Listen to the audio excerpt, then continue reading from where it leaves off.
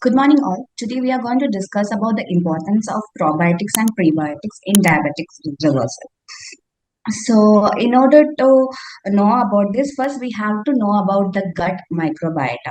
Trillions of bacteria lives in our gut. Most of them are anaerobic. These are not present in our body as hundreds or thousands. It is present in trillions.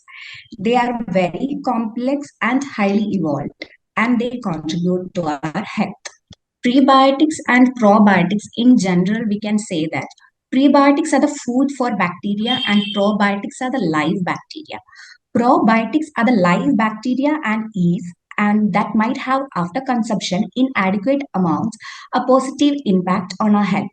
Prebiotics are the non-digestible carbohydrates or oligosaccharides that promote probiotic bacterial growth, which in turn may help in impact of our health. What are probiotics? As defined as the Food and Agriculture Organization of the United Nations and the World Health Organization, live microorganisms which administered in adequate amounts confer a health benefit on the host. Probiotics are friendly bacteria or yeast and are a concept in contrast to antibiotics.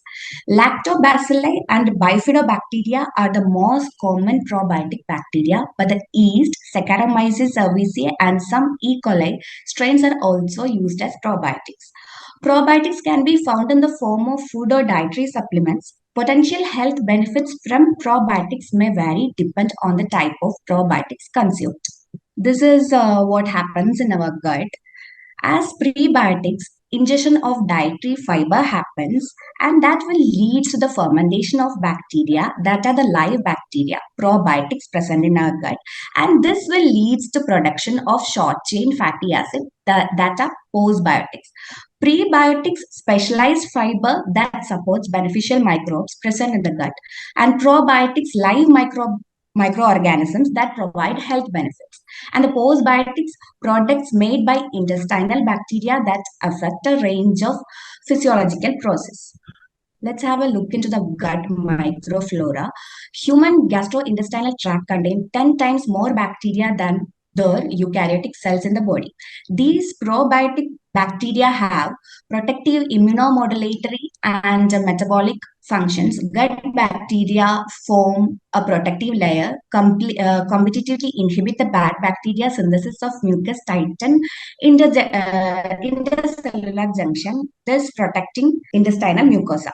They help in boosting host immunity by inhibiting pro-inflammatory mediators, stimulating release of anti-inflammatory cytokines and releasing bacteriocins. The metabolic functions are digesting carbohydrates to produce short-chain fatty acids, synthesizing vitamin K, aiding in absorption of minerals and converting primary bile acids to secondary bile acids. This is the intestinal microflora. The microbiomes are everywhere, but they are rare in esophagus. Uncommon in the stomach, primarily gram-positive, 10 raised to 2 and 10 raised to 4. 10 raised to 5 in jejunum, primarily aerobes, 10 raised to 10 and 10 raised to 12 in the colon. So they are abundant in the colon. Factors affecting intestinal ecosystem. The antibiotics and other drug intake, microbial infections, diet, chronic diarrhea, stress, radiation and chemotherapy, colonic therapies for detoxification. Why are probiotics important for human health? While we are consuming antibiotic, alcohol, and stress is there in our daily life, it will destroy the gut microflora. And there are chances of emergence of antibiotic resistant strains also.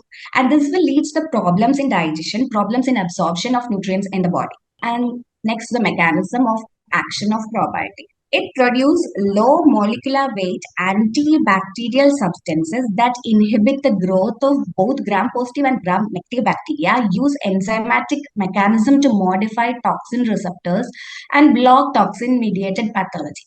Prevents colonization of pathogenic microorganisms by competitive inhibition for microbial adhesion sites. This is a pictorial representation of the mechanism of probiotics working pattern. This blue color is the probiotic bacteria and the brown color is the pathogen, and the intestinal flora is shown here. You can have a look on this. A successful probiotic must be able to survive the passage through the digestive system, should survive intact at low pH of stomach, able to attach the intestinal epithelia and colonize, able to maintain good viability, able to utilize the nutrients and substrates in a normal light, non-pathogenic and non-toxic, capable of exerting a beneficial effect on the host, stability of desired characteristics during processing, storage, and transportation, anti-inflammatory and anti-mutagenic and immunostimulatory. These are the qualities of a successful probiotic. These are some of the microorganisms thriving in our gut.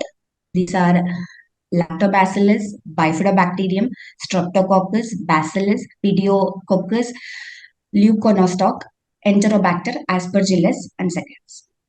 Sources of probiotics. A good source of probiotic is fermented salt. Yesterday, Sahas shared so many beautiful videos on making the fermented salt.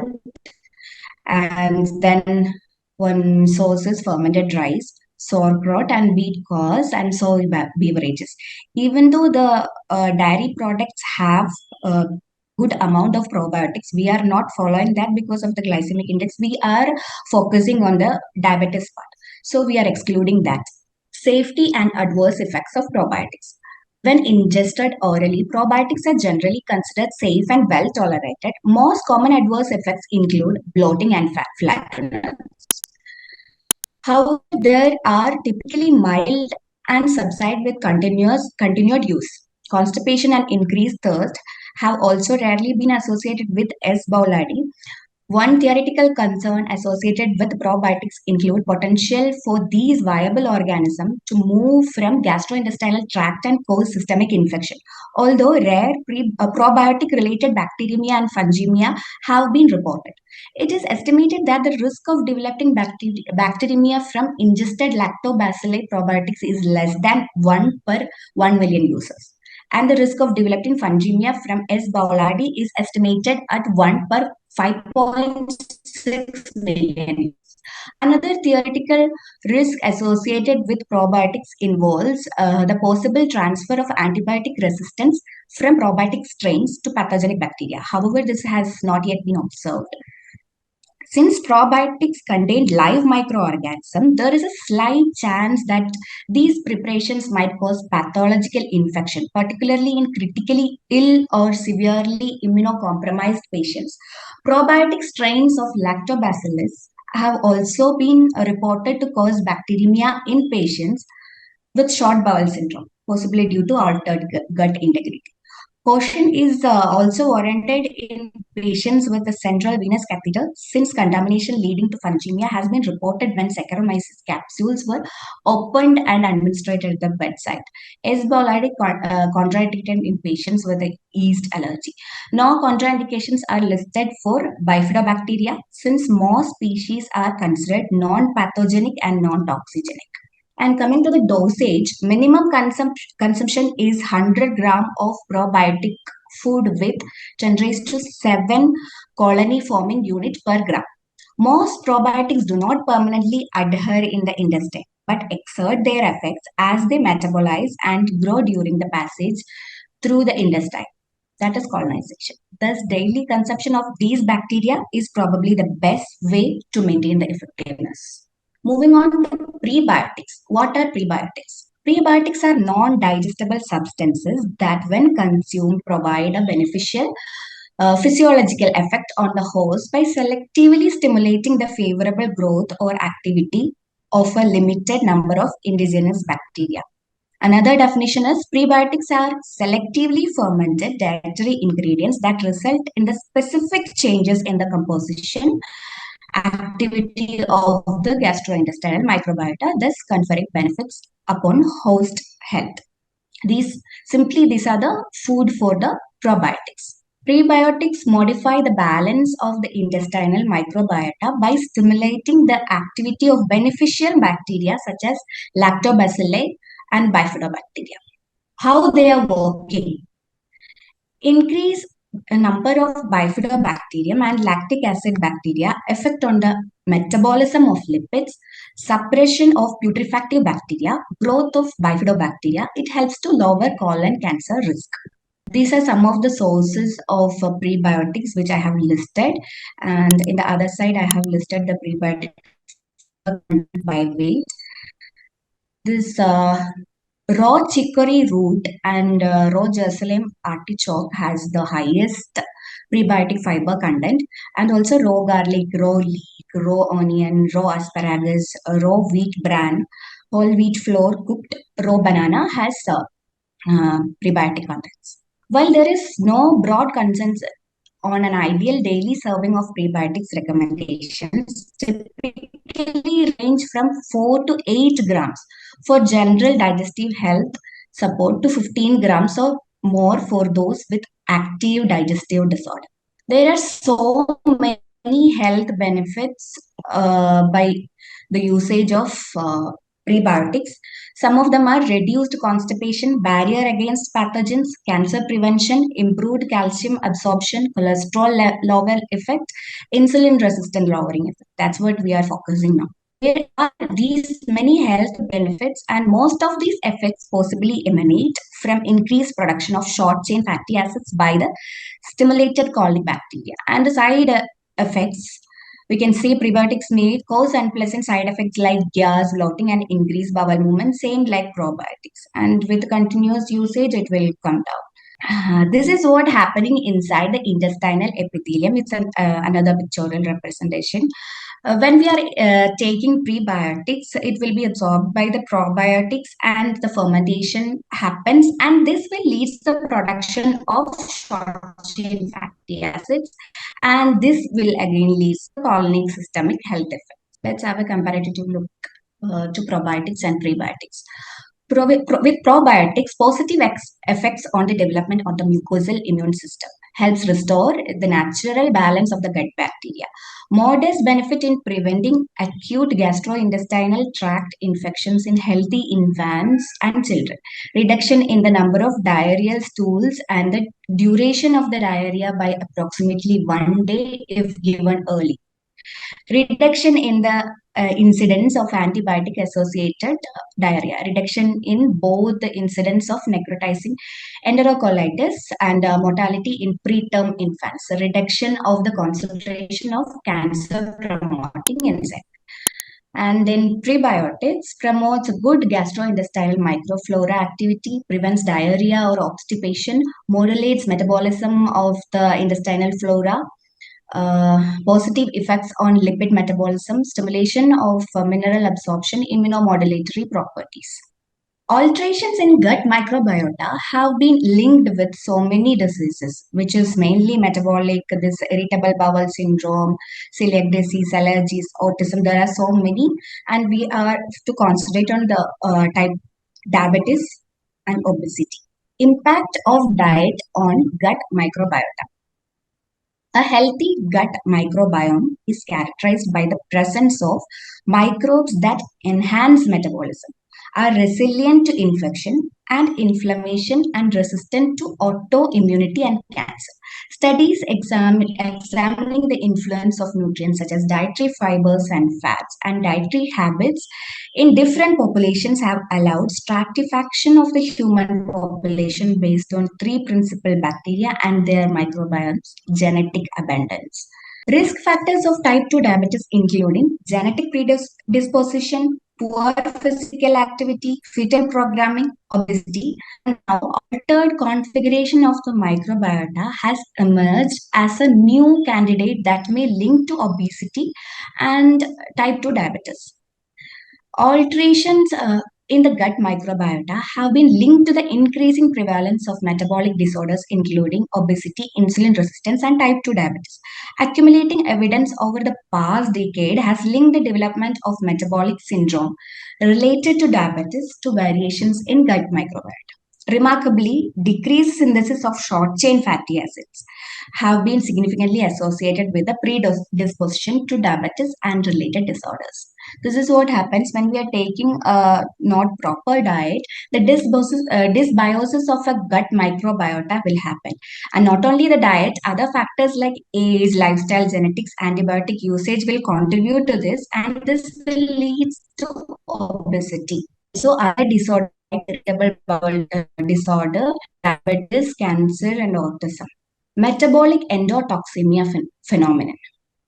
High fat diet is known to translocate microbiota into a lipopolysaccharide enriched intestinal microbiota with a consequently elevated plasma concentration of LPS, which characterizes a state of metabolic endotoxemia. We should keep this in mind. And high fiber diet will increase proportion and function of gut microbiota. This is what happens. High when we are taking high fat feeding, it will change gut flora, and it will increase the permeability of the gut lining, and this will lead to increased lipopolysaccharide absorption, and this will lead to increased endotoxemia, and again inflammation happens, and this finally leads to metabolic disorder. The same which is represented with pictures. With high fat diet, gut microbiota dysbiosis happens and gut barrier impairment then leads to metabolic endotoxemia, immune system overactivation, and systemic inflammation happens. High fat diet and type 2 diabetes. High fat diet has also been shown in cause of a loss of intestinal T helper 17 cells putatively through an altered gut microbiota that interfere with induction of T helper 17 cells by the antigen presenting cells, resulting in diminished intestinal defense and integrity.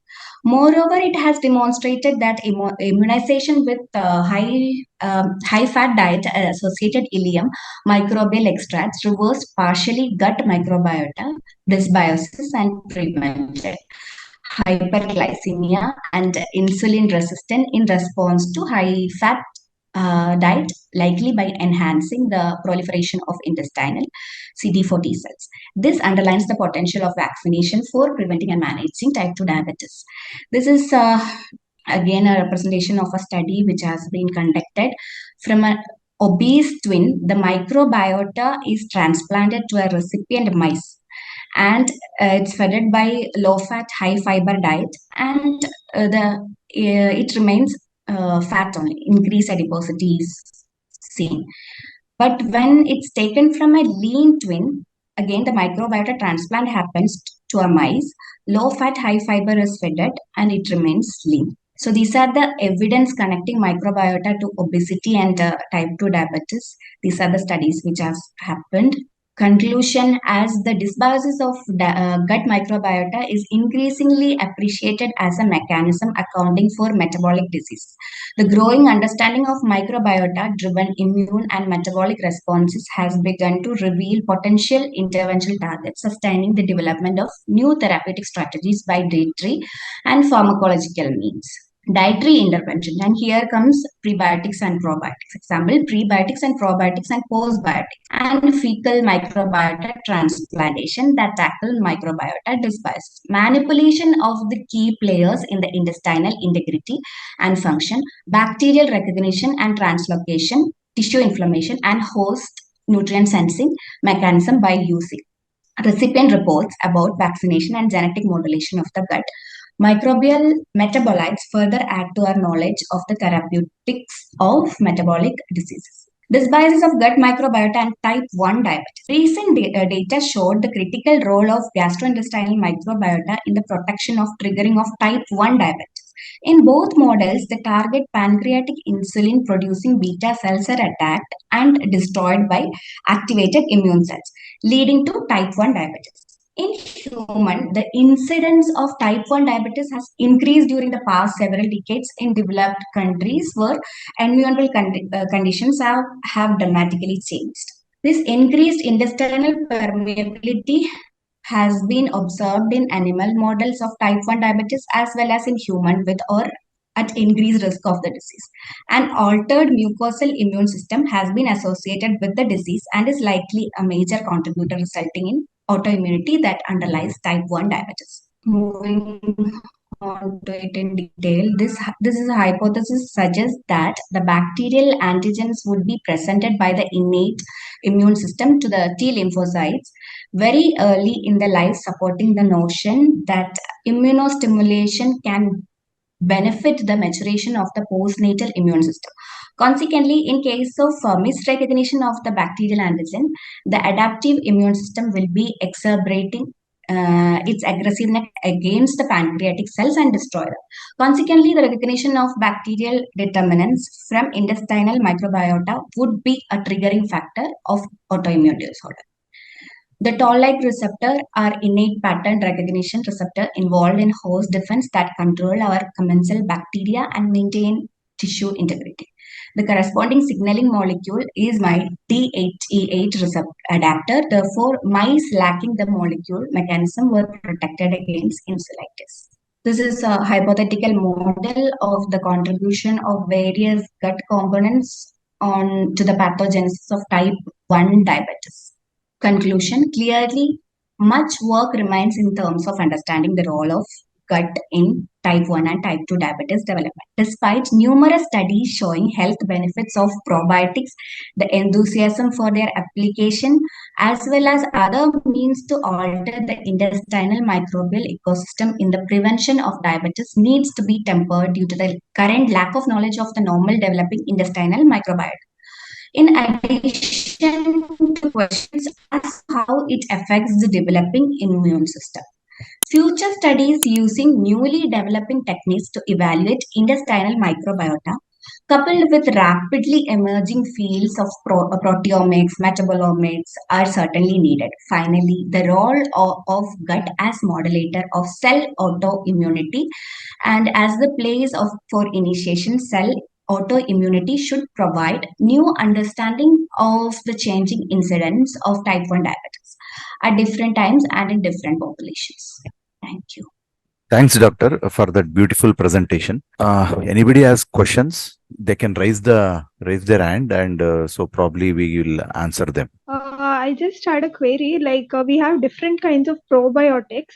So Yeah. different strains will be there. She also said some contraindications. So should we analyze that and be consumed, or how does it go about?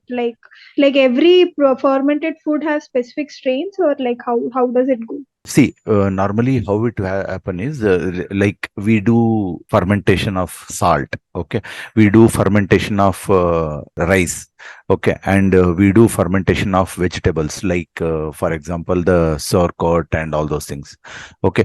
So when we do the fermentation of salt, right, we get different minerals and different bacteria, okay? While we do the fermentation of this ambali, like with the rice, we get different set of bacteria. So if one should be having all type of this colonization of this bacteria. That is what is recommended. Okay, so that is why, like when we do this fermentation of this like sauerkraut and all those things, right, we get more of soil based bacteria. Okay, when we do this ambali, we'll get even lactobacilli, because we'll be using the chili crowns and all those things. Okay, so that's what, like you should be having all these things. That is the best approach. So bifidobacteria, generally it will be there in generalized fermented food. Yeah, it will be there. It will be there. Okay, sir. Thank you. Thank you. See, one thing what I want to mention here is when you see this the probiotic and prebiotic, right? If you want to explain it in a layman term, prebiotic is like a food for the probiotic. Okay, by using, if I want to use an analogy, right, what we can do is see, you have around you run a dairy industry. You have around for example 100 cows, okay, and you have around 10 acres of land. So you bring 100 cows, but if there is no sufficient fodder, then what will happen is these cows will get die. They will die. Okay, then now the other scenario is, you have a lot of fodder, you have grown it in 10-20 acres, but you have only around 5 to 10 cows. then what will happen? There is lot of fodder, but here the cows are very less. So fodders are nothing but prebiotics, and whereas the cows are nothing but probiotics. Okay, so here you should be having a well balanced thing. Okay, that is why what I normally recommend is you have to, whenever the patient is suffering from gut dysbiosis and all those things, right? So what we have to do is, first for 15-20 days we have to load their digestive system with good amount of prebiotics. So prebiotics, and also in prebiotics normally is good fiber. Okay, so in fiber also we have two different fibers. One is soluble fiber and another is insoluble fiber. So soluble fiber is normally good for the good bacteria feed on this soluble fiber, whereas the insoluble fiber well helps us in formation of the stools and all those things. So now when you supply good fiber, like that is prebiotic, so these good bacteria will feed on this good fiber prebiotic, and that is the soluble fiber, and they will get multiplied and the colonization happen, and the gut dysbiosis will also get reduced, and our healing, like the digestive system will start healing, and all the nutrient absorption will start happening very well. So that is how we normally overcome these health problems. The metabolic disorders will get solved, and we'll be able to reverse diabetes. Okay. Any other questions? Hope I answered in a layman's term, so that it will be very easy to understand for the people. So can you share your experience with the usage of prebiotics and probiotics? See, I was diagnosed with ulcerative colitis, and when I was diagnosed, I had taken steroids and had taken this like immunosuppressant and all those things. That definitely will not work. So it is only a stopgap arrangement, only in the during the emergency. So now, then what happened is I experimented with so many things. I experimented with kefir. In kefir also you have different types of kefir. One is milk based kefir and water based kefir. So especially for digestive disorders, the milk based kefir is not advised, even for all other things. Okay, so I experimented with that, and also I experimented with apple cider vinegar and all those things. But the problem with kefir and apple cider vinegar is that they are mainly acidic based fermentation. So here also there are two things. One is alkaline based fermentation and acidic based fermentation. So for to overcome all these digestive metabolic disorders and digestive disorders, right? What is advised is alkaline based fermentation. What are alkaline based fermentation? See, this ambali is a alkaline based fermentation, sauerkraut, okay, and also this biosalt. All these things are alkaline based fermentation, okay. So which are very good for our health, and also the good bacteria, right, will thrive in alkaline environment, whereas in acidic based environment, right, so these good bacteria will not survive. So that is why we have to supply alkaline based probiotics. So this is very, very important. When you do that, yeah, definitely most of the health problems will get solved. So when it comes to prebiotics, right, like prebiotics means it is something called good soluble fibers, more of good soluble fibers. These fibers will exist in the vegetable juices, and the smoothies and fruits, and also of vegetables like the cucumber, and so many things, like especially the gourd family vegetables. All these things, when you consume, you get good amount of prebiotics. So this like obviously the probiotics will feed on this the fiber, which is prebiotic, and they will get multiplied, and our health will start improving. But you have to keep on. If you do it once in a week or once in 15 days, it will not work. You have to do it consistently for around 3 to 4 months to get good result.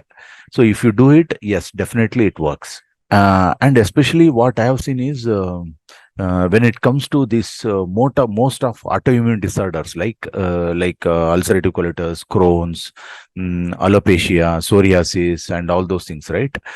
So these sort of changes, and also you need to avoid this dairy-based products like dairy-based fermentation, like buttermilk, and the curds and all those things you should avoid, because as I said, they are more of acidic based fermentation, which is not good for our health. So when we think of when I tell many people to stop this, right, they will be asking, okay, where do we get lactobacilli for our that lactobacilli? Then when you do this ambali, right, when you do the fermentation, when you use the chili crowns, what will happen is you will get that's what nature has given that option. So when we use the chili crowns, you will get the lactobacilli is there in that tip of that, in the below of the chili crowns. So those things will get into our ambali, and when the fermentation activity happens, so we'll get that bacteria. So that's what, like, when we do this, yes, definitely we'll be able to reverse most of the autoimmune disorders and metabolic disorders. One important observation that I want to share with you people. I've been working with many of psoriasis patients. So especially one guy is he had psoriasis in almost 90% of his body, on the skin, and even the hair, and everywhere it has covered everywhere. Okay, so I started working with him since around 2 months back. We did only these type of changes. Okay, like we have given good amount of prebiotics in the form of vegetable juices, and the smoothies, fruits, and all those things. And we started giving the ambali and biosalt and sauerkraut and all those things. Uh, you might be astonished to know the result, like 50% of his psoriasis, right, has reduced. Just 2 days back, I was having his review call with him. So he was nothing. We have not given any Ayurveda medicine and no steroids and all those things. So we did only these changes, and within a matter of around 2 months, his psoriasis levels have been reduced by 50%. So that is one thing which I want to share with you people. Probably, Dr. Chaitra, do you want to share your experience with us? Yes, sir. I think Okay, one definitely. second. To all the people, like Dr. Chaitra is a doctor who has done MBBS and MD in ophthalmology, and she has been working with me for her health conditions. Probably she will be able to throw some light on prebiotics and probiotics. Yeah, go ahead, doctor.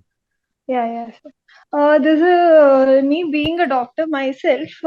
Like I've seen the allopathy, how patients they literally get dependent on steroids, immunosuppressants, Yeah, and there's a lot more beyond that biologics. It's like next level, and people have to keep suffering with insurance payment and so many medicines. yeah, We have just simple things in our own kitchen. It's only needs some effort to put yeah, into the process of prebiotics and probiotics, and it will give us immense results. yeah, It just needs patience and some learning. It is not very easy also, but yeah. not very tough also. It needs Yes, a little bit of patience and effort. These two things starting might be a little bit troublesome. But once you kickstart, it will be yes, a good flow for true. the patients who are having the autoimmune related conditions, Yeah, and even the like metabolic disorders, diabetes, or everything. They have to just start with, like, we have to understand what is prebiotics and probiotics and have the patience of doing it consistently. true. I think it is a good thing what nature has given us, and what human mind intellect has converted this. Yes, true. So we can utilize this and get way through and have a healthy life instead of being dependent on the allopathy medicines. I don't advise allopathy medicines at all. Like it has lot of side effects, but when we are on the medicines, we have to be on the medicines also. Like that kind of thoughts will be there. But Yeah, once when we start seeing the results, maybe we can get out of it. yeah, true, true. Thanks, doctor. Thanks for sharing your experience. Okay. Thank you, sir. Kamlesh has one question. Sir, how does prebiotics and help in improving nutrient absorption? Okay. Good question. Kamlesh, see, when water, see, our body is made out of trillions of cells and bacteria. Okay. So when our gut biome is strong with various type of bacteria, right, what will happen is, see, if you might have seen, like, if you buy a goa and fruits, right, if you keep it outside, what will happen, the bacteria will act upon it, and after 2 or 3 days it will get like fully deformed, and it will get composed. Okay, the same thing happens with the food inside our body and inside our digestive system. So when we have food, right, there has to be something which should act upon this food and get it digested, and it should get decomposed inside, and it should come out of our digestive system. So these probiotics, right, they are nothing but good bacteria. So what they will do is they will act upon the food. Okay. So, and they will make sure that it gets digested very well, and when it gets digested very well, obviously the nutrient absorption will also happen very well. Okay. So for any good bacteria to thrive upon and to eat, okay, so what we have to do is we have to supply good prebiotics. That is nothing but the good fiber, soluble fiber, especially the soluble fiber. So when we do that with the ashgard juice, or else like two different types of vegetable juices, and also the smoothies, green smoothies, and fruits, and also like the salads and all those things, then what will happen is these good bacteria will go and thrive on up, eat those, digest that food, and they will the nutrient absorption will happen very well. So there are two things. One is you need to supply good food, and also you need to supply good bacteria to increase the nutrient absorption, and also the increase our overall health. Kamlesh, hope I have answered your question. Thanks everybody, and also thanks to Doctor. Once again, thanks to Dr. Arya for giving this wonderful presentation. And also thanks to everyone for joining and giving their inputs about prebiotics and probiotics. So we'll end this session. Good day.